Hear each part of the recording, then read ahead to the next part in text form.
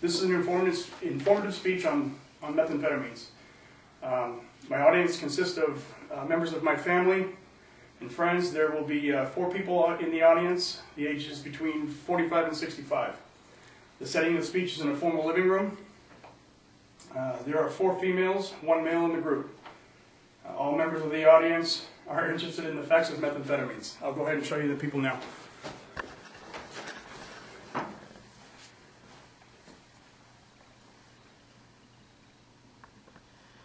Beautiful.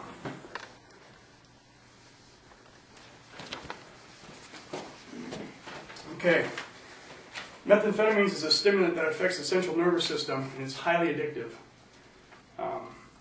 Over the course of the next few minutes, I'll go into detail describing to you who created it, basically, how it was used, how it is still being used to this day, and I'll also describe the physical effects of using methamphetamines.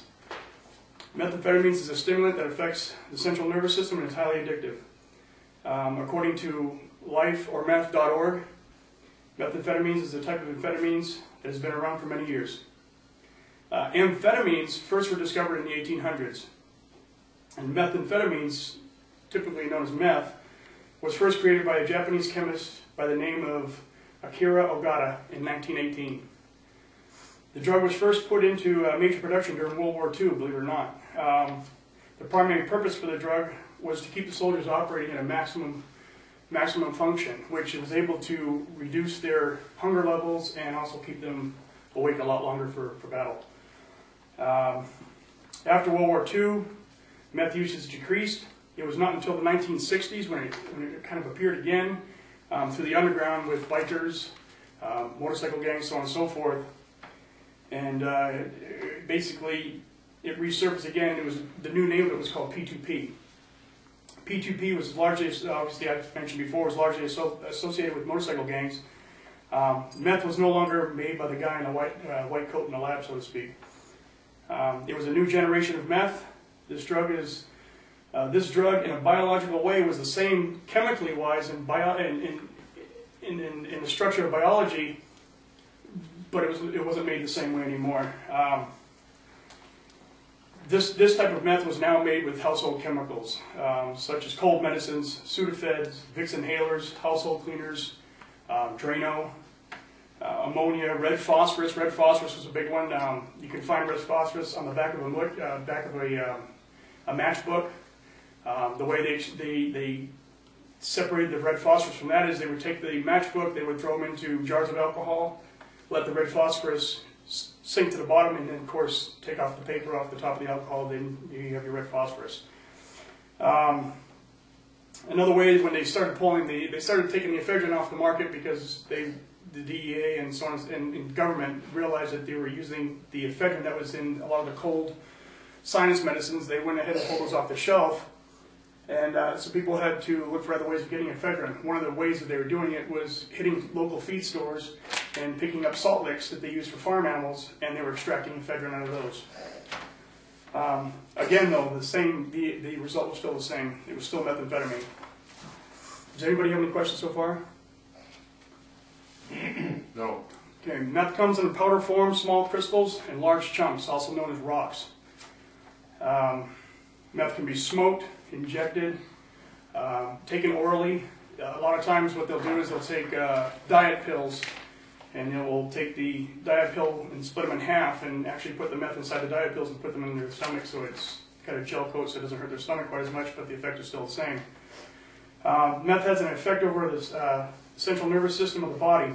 Meth increases the user's sex drive, whether male or female. Depending on the amount consumed, the user can potentially stay awake for 3 days.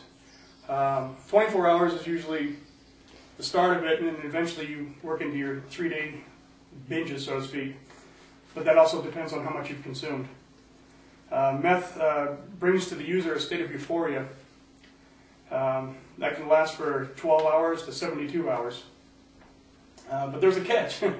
If the user does not overdose sooner or later, they will run out of money. They will no longer be dependable. The user will definitely be no longer dependable.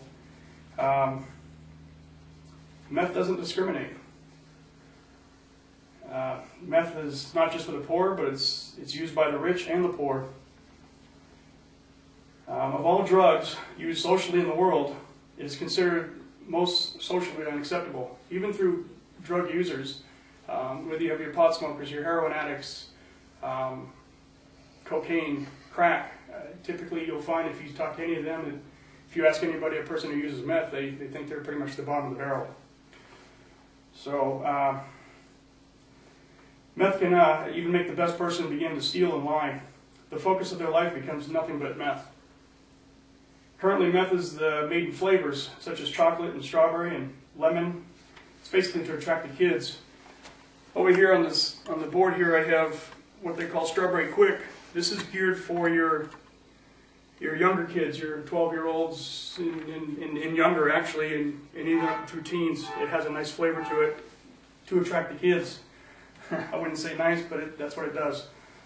The user is often referred to a tweaker or a spinner.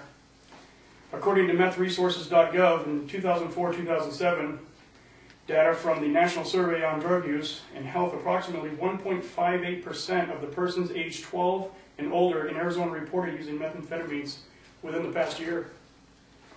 The immediate or short-term physical signs of a person using meth typically have elevated heart rate, dilated pupils, sweating, fidgeting, can't stand still, irritability, mood swings, real bad mood swings, and possibly even death.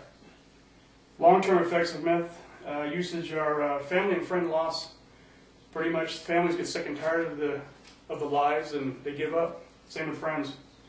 The loss of weight, poor health, rotting teeth, depression and anxiety is a big one. Continuous mood swings and long periods of sleep, even death.